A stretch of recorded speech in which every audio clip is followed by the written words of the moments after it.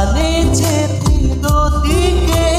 kangon bajin verji kai ke Sami nang raje ke me bir sindu pen bang bar me hap khone sing aklok nang kane nang rijak nang okang ke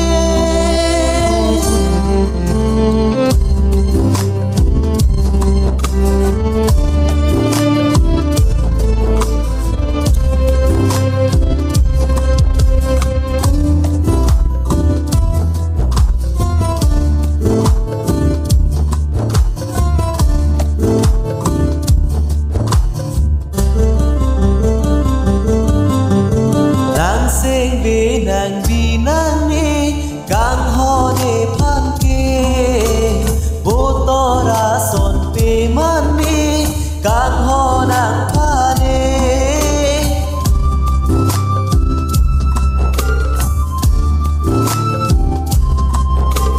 nang seng be nang bi nang ne kang ho de phan ke bo to ra son pe man ne kang ho nang pha ne rupa seng nang hang ta me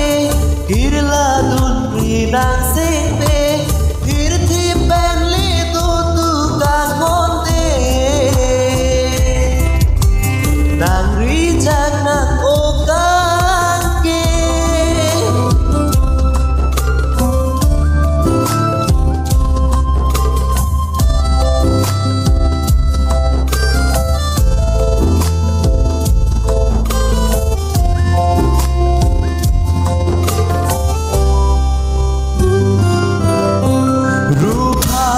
nang che than pre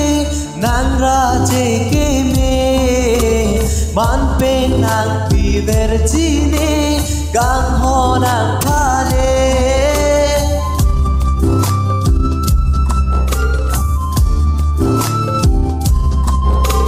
rupa bang nang che than pre nang ra che ke me man pe nang pi ver chi ne kang ho nang pha ne